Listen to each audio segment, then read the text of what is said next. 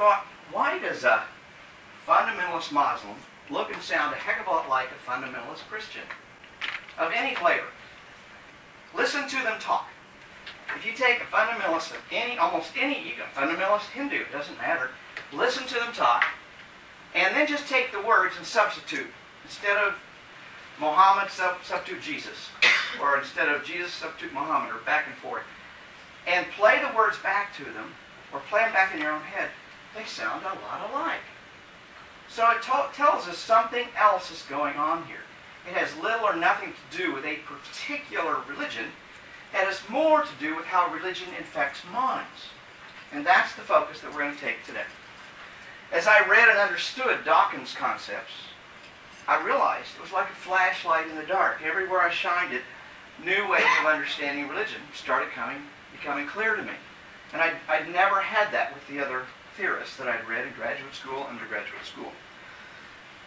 One of the questions that fascinated me, because I'm a trained hypnotist as a psychologist, why do ministers and priests use hypnotic techniques in their church services? I couldn't figure that one out.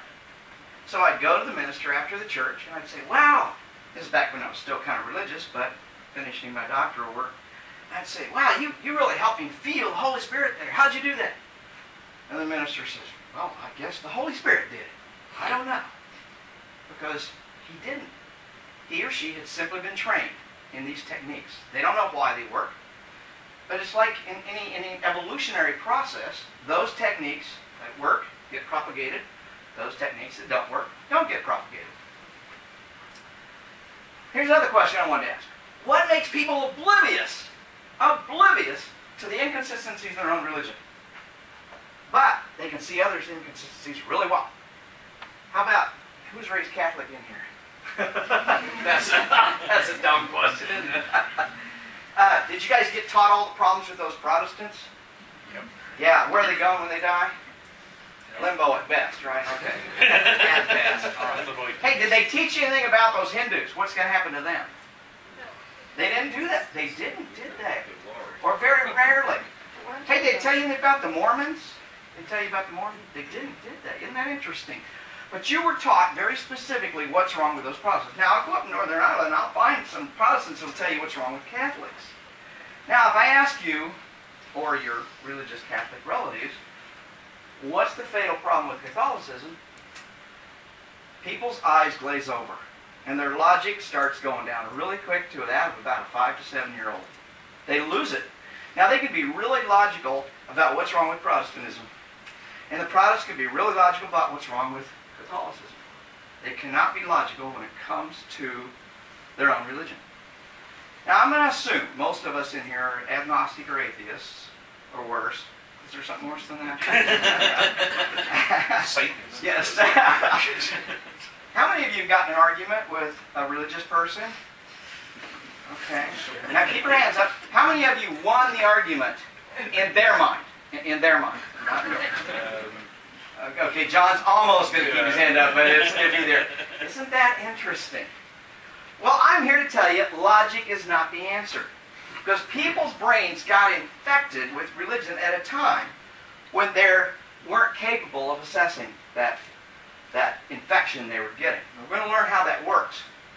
So, the purpose of the God virus is to suggest a comprehensive method of explaining and understanding religion and show how it can lead to practical applications on the part of non-theists, spiritual people, and the less religious to deal with the religion in our society and world. So as you've seen by our little hand-raising exercise here, logic is not the answer. It's almost impossible to argue somebody out of their religion. So what we need to understand is, how do people get infected in the first place? Because that's the key to how you get them uninfected, if you will. And we also want to understand the channels of infection. Because there's multiple ways to get infected, and most of us were infected in many of those ways all at the same time. Now, the great social psychologist Kurt Lewin said in 1952, there's nothing more practical than a good theory. So we're going to talk about a good theory here today. And that theory is going to begin with some biological lessons. If you're not a biologist, don't worry. This is pretty simple stuff here. Toxoplasma gondii is a parasite that infects the brains of rats. When it gets in the rat brain, it only does one thing. It turns off the switch that makes that cat afraid of, that makes that rat afraid of cats. So the rat is no longer afraid of cats. It's still afraid of owls. It's still afraid of other animals that might eat it, but it's not afraid of cats. The reason, evolutionarily speaking, that this happens is because this particular parasite cannot survive and reproduce inside the gut of an owl. It can only reproduce inside the gut of a cat. So it must get eaten by the cat in order to reproduce. The parasite, in this case, doesn't care. In fact, it does care. It wants the rat to die. Because if the rat doesn't die, the parasite doesn't go anywhere. But it has to die in a particular way. Keep that in mind. It has to die in a particular way in order for it to count, if you will. Does this sound familiar yet? If it doesn't, we'll get back to it. So, here's the Toxoplasma gondii, and it infects the rat's brain, and the rat goes out and says, "Where can I find a cat to kiss?" Right. Then the rat gets eaten, the parasite goes in the cat's gut, it comes out in the cat's feces, the rat walks by, steps in the cat feces, licks it off, and the process starts all over again. There are many organisms that take over control of neurological systems of other animals, including you, by the way. You probably didn't know this. Here's a whole list of them. Rabies virus. It's pretty obvious that rabies virus takes over. Have any of you been taken over by another organism in your lifetime that you know of?